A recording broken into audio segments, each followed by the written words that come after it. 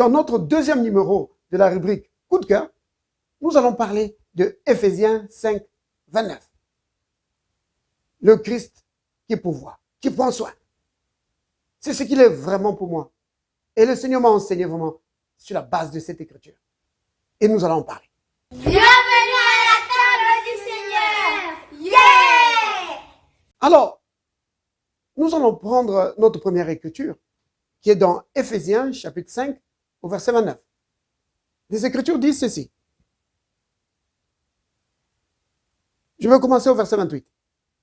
C'est ainsi que les maris doivent aimer leurs femmes comme leur propre corps. Celui qui aime sa femme s'aime lui-même. Verset 29. Car jamais personne n'a haï sa propre chair, mais il la nourrit et en prend soin comme Christ le fait pour l'Église. Alors, j'ai choisi cette écriture comme coup de cœur. C'est parce qu'à l'époque où j'ai cherché du travail, cette écriture est devenue vivante pour moi. Je connaissais cette écriture parce que c'est une écriture qui est abondamment citée, notamment quand on parle du rapport entre l'homme et sa femme. Et alors que j'étais en train de méditer sur la parole, je suis arrivé sur cette écriture. Quand je suis arrivé à cette écriture, ça m'a saisi. Je connaissais cette écriture, mais ce jour-là, c'est devenu vivant. L'écriture est devenue vivante pour moi. J'ai dit, oh, il prend soin de sa chair. Il la nourrit, comme Christ le fait pour l'Église. Je savais que quand nous demandons au Seigneur, le Seigneur prend soin. Le Seigneur pourvoit à nos besoins. Je savais que le Seigneur pourvoira à nos besoins. Mais ce jour-là, cette écriture m'a parlé.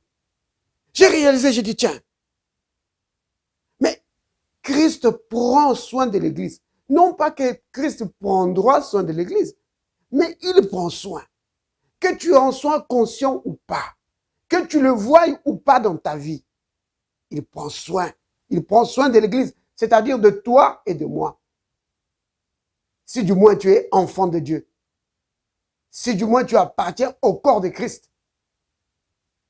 Il prend soin de toi et de moi.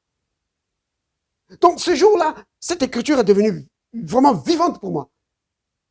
J'ai dit, oh, mais c'est vrai. Le Seigneur me nourrit. Le Seigneur prend soin de moi. Et moi ici, je suis en train de chercher du travail. Donc, et j'ai réalisé tout à coup que le travail que je cherchais, le Seigneur me l'avait déjà donné. Parce qu'il prend soin.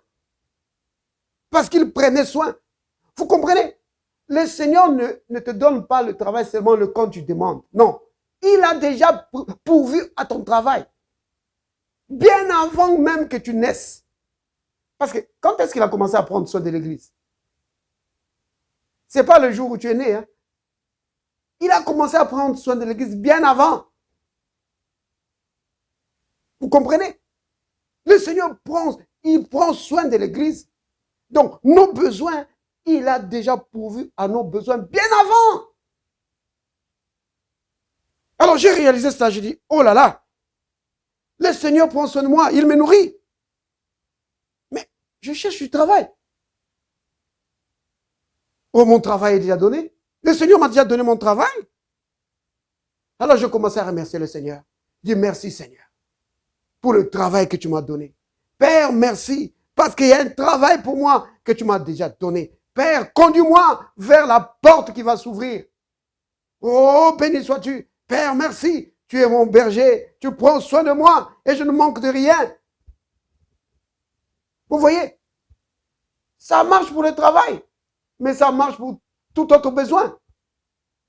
Que ce soit pour le mariage, que ce soit pour autre chose, que ce soit pour la guérison. Le Seigneur prend soin de nous. Il nous nourrit. Oui, il le fait. En effet, il est dit dans 1 Pierre, au chapitre 5, au verset 7, il dit, déchargez-vous sur lui de tous vos soucis. Pourquoi? Parce que lui-même, le Seigneur, prend soin de nous. Oui. Alors, j'ai commencé à me dire, mais le Seigneur a déjà pourvu à mon travail.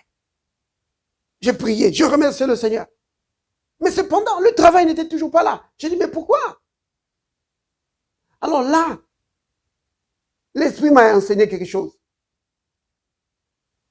D'après Daniel 10, au verset 13. Que nos bénédictions,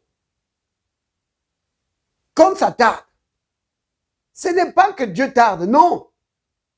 Mais c'est souvent parce qu'il y a un blocage. Dieu a déjà donné, mais à cause du blocage, tu ne le vois pas encore dans ta vie. Le blocage, ça peut être quoi? Ça peut être ta propre foi. Parce que souvenez-vous que c'est la foi qui se saisit de ce que Dieu nous donne. Donc, le blocage, ça peut être ta propre foi. Mais le blocage, c'est dans la majorité des cas. C'est Satan. C'est Satan qui bloque. En ce qui concerne ta propre foi, la façon de résoudre cela, c'est vraiment très simple. Si tu veux juste libérer ta foi, pour débloquer ta foi, commence juste à proclamer ce que le Seigneur est pour toi. Comme dans ce cas ici. Tu dis, Père, merci, parce que tu pourvois tous mes besoins. Je ne manque de rien. Père, tu me nourris, même si tu n'as encore rien vu.